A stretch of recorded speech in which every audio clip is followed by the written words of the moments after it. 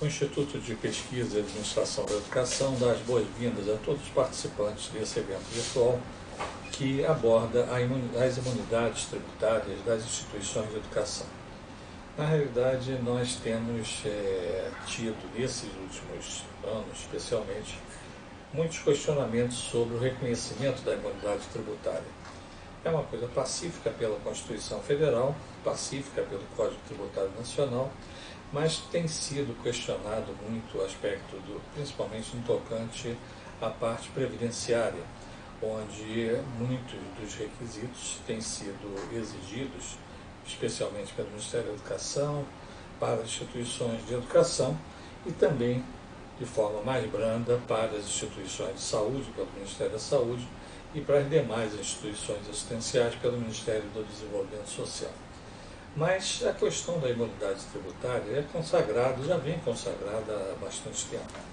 Eu lembro um dos primeiros trabalhos que nós publicamos, um livro sobre a imunidade tributária das instituições de educação, na verdade ainda no ano de 1981, foi um trabalho de conclusão de uma pós-graduação nossa, nós abordávamos as imunidades tributárias das instituições de educação. Naquele momento não vigorava ainda a Constituição atual, estávamos no âmbito de uma emenda constitucional que, embora com artigos diferentes, mas previa os mesmos princípios, e os princípios que vinham sendo consagrados e continuam sendo consagrados no Código Tributário Nacional, que é de 1966. Então nós temos aí uma estrutura, apesar das mudanças, dos recortes, das grandes alterações que foram feitas em toda a legislação, inclusive na Constituição Federal, por diversas emendas constitucionais, uma delas contemplando as disposições da imunidade tributária, mas que não afeta a essência, que é a essência de direito das instituições de educação terem o gozo da imunidade tributária. Há uma diferença forte entre imunidade e isenção. Na realidade, a imunidade é uma vedação, uma proibição do governo instituir imposto e lançar imposto sobre as atividades, patrimônio, renda e serviços das instituições. A figura da isenção é diferente, há o direito de lançar e há a possibilidade da dispensa de recolhimento. Então você tem, às vezes, quando se fala em isenção, não é bem o princípio correto. Nós temos a imunidade. A imunidade, ela não comporta pré-requisitos, em termos como está sendo colocado hoje, de concessão de gratuidades e outras coisas, porque o princípio está definido na Constituição Federal.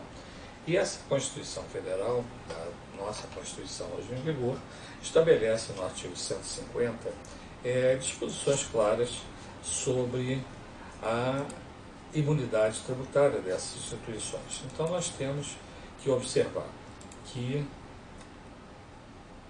está explícito na Constituição Federal que não pode existir, no artigo 150, para inciso 6º da Constituição Federal, que estabelece a incompetência das pessoas políticas de direito constitucional para instituir tributos sobre patrimônio, renda e serviço uma das outras. Então, você não pode ter o lançamento de tributo, a incidência de um tributo entre patrimônio da União, dos Estados. Então há uma proibição expressa.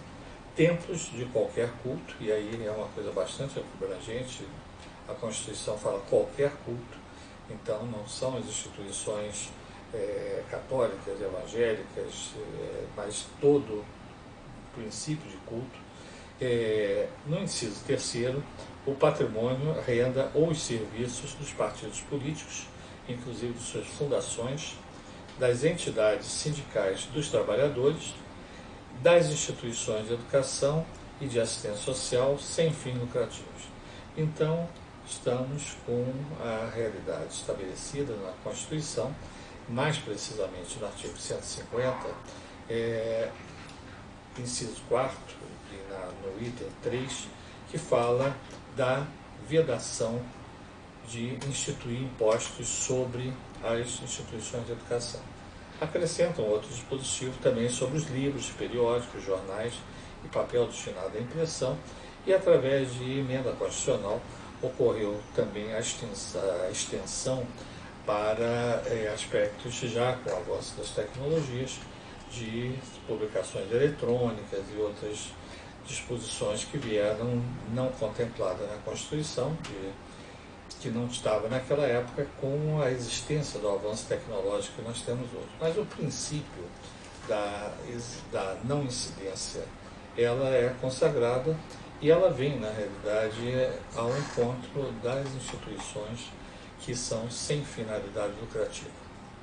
No campo das instituições privadas, nós vamos ter um bloco que um colega nosso, o Dr. Júlio César, vai focar as distinções exatamente entre a entidade filantrópica, assistencial, beneficente e as privadas propriamente dita, mas não vamos entrar nesse aspecto, que vai ser objeto de um bloco específico, mas que nós precisamos, às vezes nós confundimos ao falar instituição de educação com estabelecimento de ensino, são coisas distintas.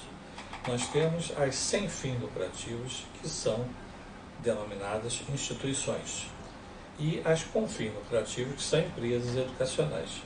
Falamos, às vezes, genericamente, é comum, e o próprio governo fala nas IES, nas instituições de ensino superior, mas, na realidade, não seria a denominação correta, porque a denominação instituição, pela sua própria natureza, são entidades sem fins lucrativos.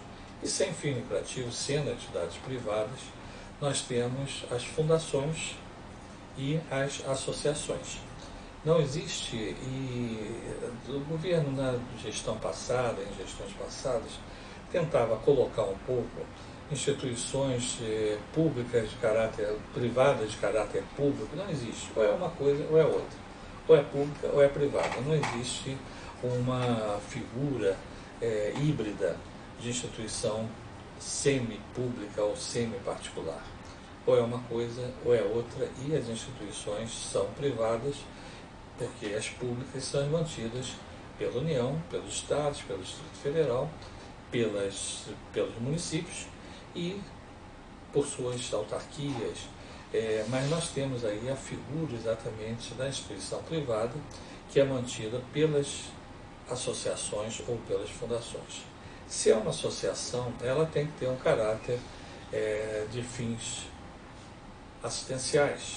Ela tem um caráter de não... Tem alguns princípios que nós vamos comentar, já emendando nesse bloco do Código Tributário Nacional.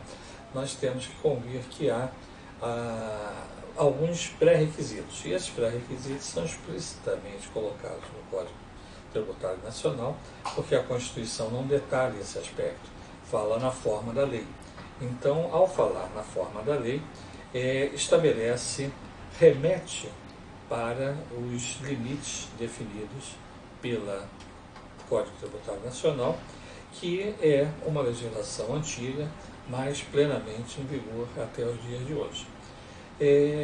Nós temos um aspecto, que é um aspecto que está sendo bastante colocado, em relação a o que é lei complementar, o que é lei ordinária. A regulamentação de uma imunidade, ela tem que ser feita por lei complementar. Ela não pode ser feita por uma lei ordinária. A diferença é que requer um pré-requisito maior de votação, um quórum maior para existir a quantidade de deputados e senadores que aprovam. A outra é mais simples, é uma lei ordinária. Então nós temos realmente que observar o princípio de aprovação através de lei complementar, o que não ocorreu nos pontos voltados à Previdência Social.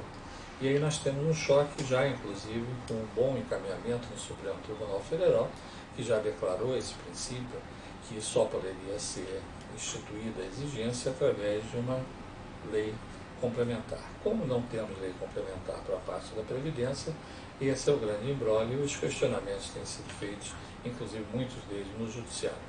Mas voltando então, da Constituição é clara nesse sentido, e o Código Tributário Nacional também estabelece, o artigo 14 do Código Tributário Nacional, estabelece os 3 requisitos, que são requisitos Existia um quarto, mas que passou a ser obrigatório para todos.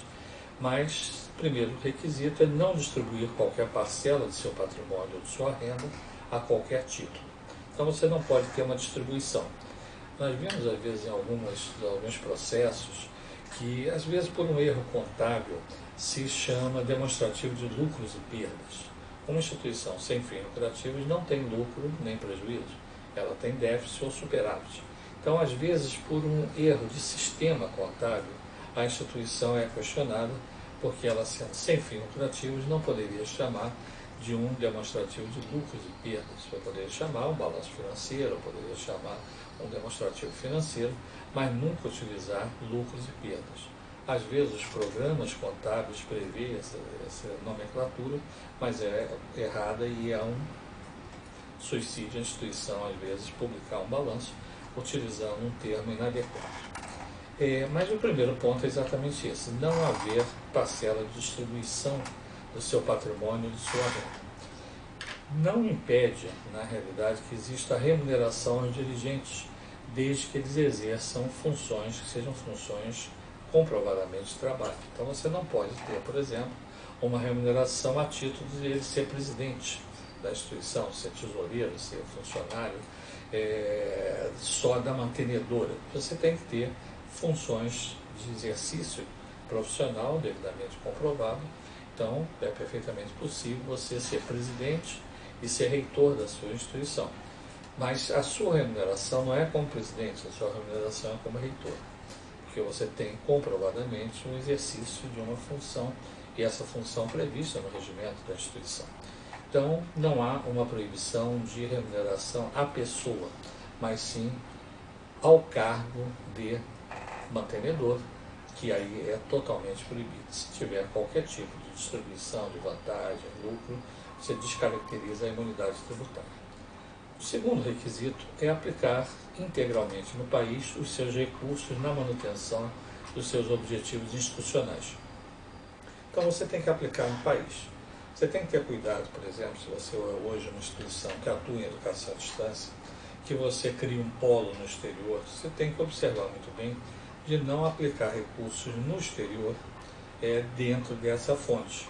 Então você tem que dar um outro jeito de patrocínio, algumas outras coisas, mas você não poderia aplicar qualquer tipo de renda, qualquer tipo de benefício fora do país. Então o país entende-se naturalmente dentro das regiões fisicamente definidas, e tudo tem que ser comprovado na aplicação no país. Então você não tem a possibilidade de aplicar recursos fora do país, gastar fora do país. Não impede, por exemplo, que você às vezes vá para um congresso internacional e você gaste, tenha despesa natural de hospedagem, inscrição no congresso. Isso não caracteriza uma infração. Mas o que tem que observar é muito bem, principalmente nos registros contábeis, que foi um congresso para participar de um debate, de algum assunto ligado aos objetivos institucionais. O terceiro ponto é manter a escrituração de suas receitas e despesas em livros revestidos das formalidades legais. Essa disposição, na realidade, não seria nem necessário hoje, porque todas são obrigadas. Mas, na época do Código Tributário Nacional, isso já vão mais de 40 anos, nós não tínhamos a obrigatoriedade de todas as instituições terem escrituração contábil. Passou a ser obrigatório, e no momento que passou a ser obrigatório, consequentemente, essa disposição, que continua até hoje no Código Tributário, ela já é superada, porque todas as instituições são obrigadas a manter a escrituração contábil, como estabelece as obrigações tributárias de uma maneira geral. O fato de você ter uma imunidade tributária não caracteriza a dispensa das chamadas obrigações acessórias. Então, ou seja, você tem que ter a escrituração contábil, você tem que ter emissão de documentos fiscais, você tem que ter o cumprimento de prazos, as informações, tudo isso é obrigatório. O que você é dispensado é de pagar o tributo, porque o tributo ele não pode ser lançado. Se for lançado, ele é lançado indevidamente e tem que ter mecanismos para ter a restituição. Quando às vezes acontecia, por exemplo, nós tínhamos o IOF, Imposto sobre Operações Financeiras, que o banco descontava de todo mundo, depois você entrava com uma ação para a restituição disso como uma cobrança indevida. Então, ou seja, o banco não separava, às vezes, quem era com fins lucrativos, quem era sem fins lucrativos, cobrava de todo mundo, e depois você pedia a restituição e o governo dava isso, às vezes demorava anos, mas acabava dando. Nós tivemos aí várias instituições ganharem, inclusive mais recentemente, aspectos tributários ligados a PIS, COFINS e outros aspectos tributários de uma legislação mais recente. Então, o que nós temos, claro, é que você tem o direito à auto-aplicação da imunidade tributária. Então, você não é necessário. Antigamente, existia a necessidade de você ter um processo no Ministério da Fazenda, por exemplo, para o reconhecimento da imunidade tributária. Isso foi eliminado. A instituição, ela se autodeclara, ela, no momento que ela preenche os requisitos, ela passa a ter uma declaração de imposto de renda, declaração dentro da sistemática atual, que não é a antiga declaração de imposto de renda no modelo tradicional, mas você se declara e você cumpre isso e guarda. Até o momento que você tem uma fiscalização, você tem que comprovar esse aspecto da imunidade. Então nós temos assim, de forma bastante clara, na Constituição Federal, no Código Tributário Nacional, a figura da imunidade tributária. Em termos dos municípios, as escolas, de uma maneira geral, não são sujeitas a tributos estaduais. ICMS, por exemplo, o IPI, etc., que são impostos até federais, mas o ICMS é estadual, você tem normalmente a sua atividade não caracteriza como incidência. Agora, você tem um limite dessa incidência, por exemplo, no ISS, no Imposto sobre Serviço, e no Imposto Predial e Territorial Urbano. O que é necessário observar é que quando você recebe uma guia do IPTU, por exemplo, do Imposto Predial, naquela guia vem normalmente embutidos serviços. Então, o carnê, quando chega para você, tem uma parte que são os tributos, o IPTU, e uma parte que são taxas, às vezes taxas de iluminação pública, taxa de limpeza. Essas taxas, elas são devidas. A instituição não pode se negar a pagar. Então tem que haver um desmembramento e tem que haver, às vezes, um questionamento junto à prefeitura para que não apareça nesse carnê o imposto, e sim apareça só as taxas. Porque nós temos que, quando nós falamos em tributos, são 3 tipos de tributos.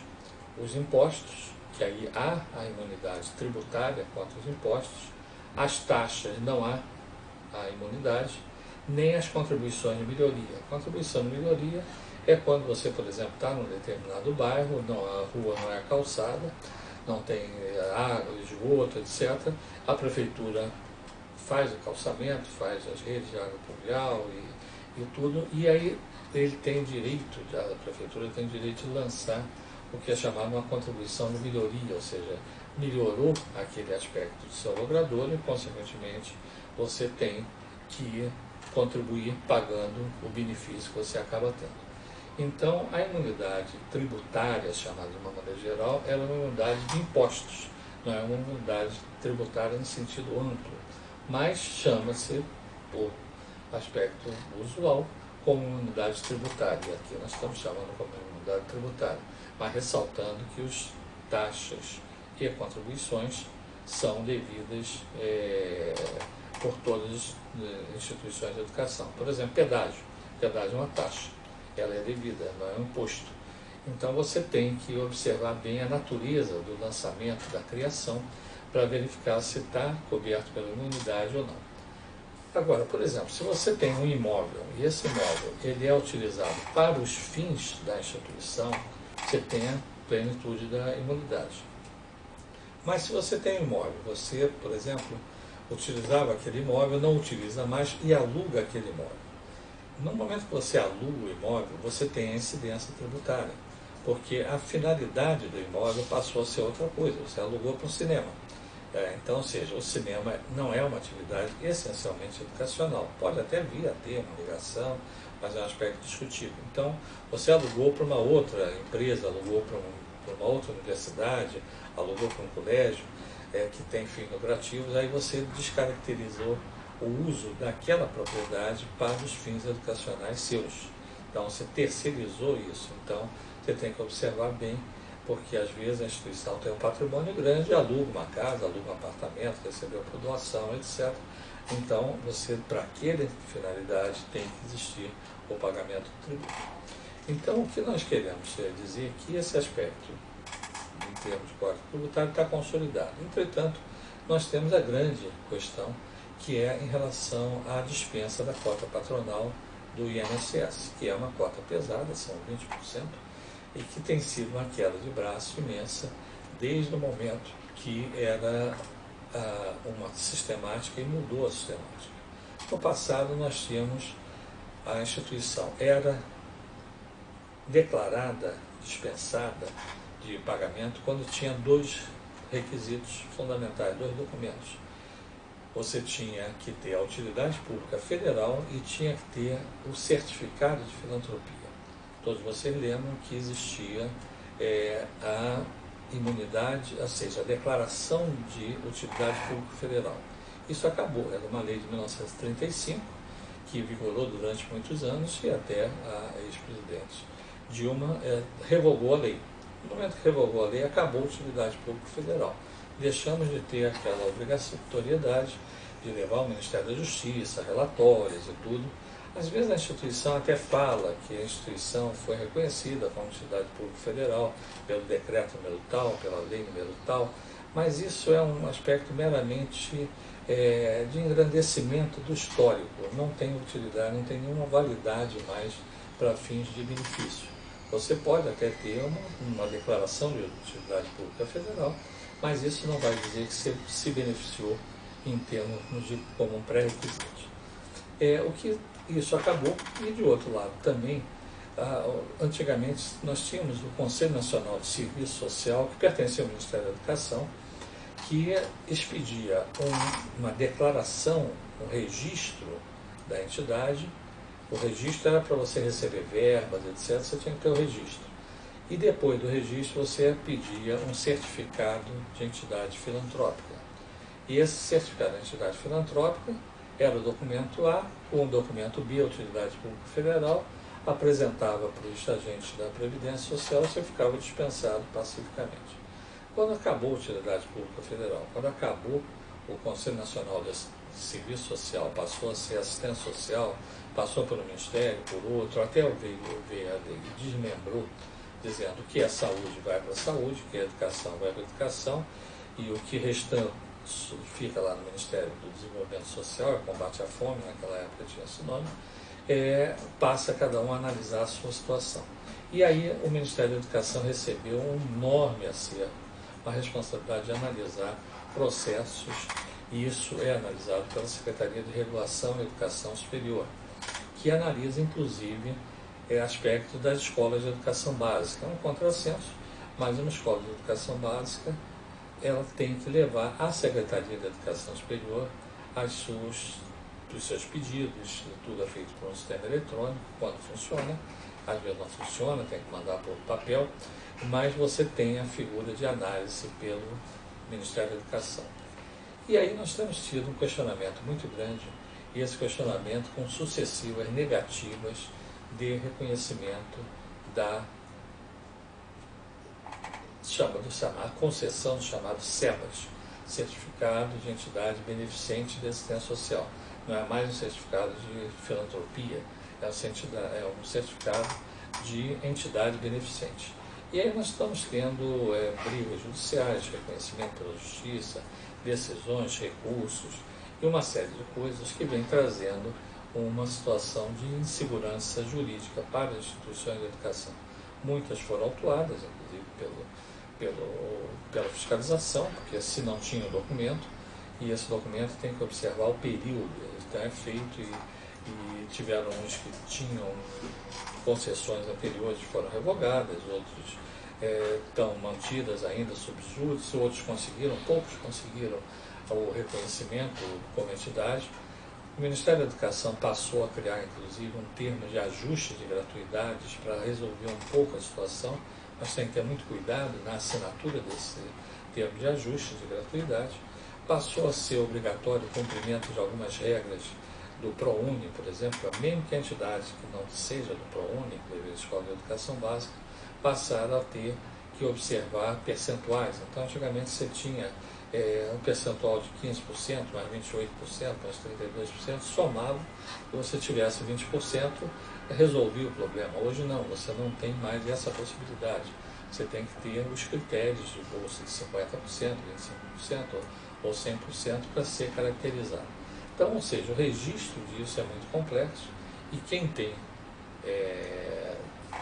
que observar isso é a própria instituição. Tem que ter um excelente departamento que cuide da parte social, da filantropia, documentar tudo, registrar na contabilidade os serviços prestados, ter uma tabela de preço. Às vezes você faz assistência judiciária, isso tem um preço, mas se não tiver o preço, como é que vai contabilizar esse serviço? Então você tem que ter um sistema bastante complexo, de acordo com cada instituição, para caracterizar a sua imunidade tributária em termos, ou seja, o reconhecimento por parte do Ministério da Educação. Cada vez está mais difícil, quem vive no campo da educação está sabendo disso, tem sido uma quantidade imensa de negativos, muitos estão recorrendo administrativamente com pouquíssimas chances e muitos estão recorrendo judicialmente. Mas temos aí algum encaminhamento de solução que nós vamos ver no último bloco que voltamos a conversar com vocês.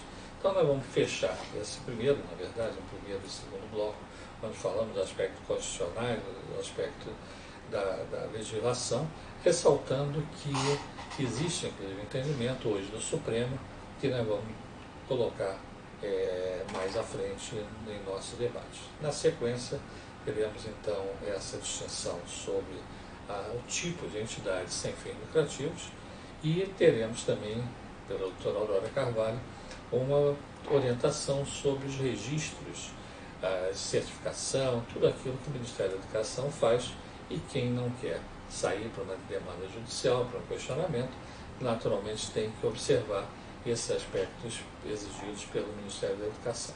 Fechamos assim esse primeiro bloco.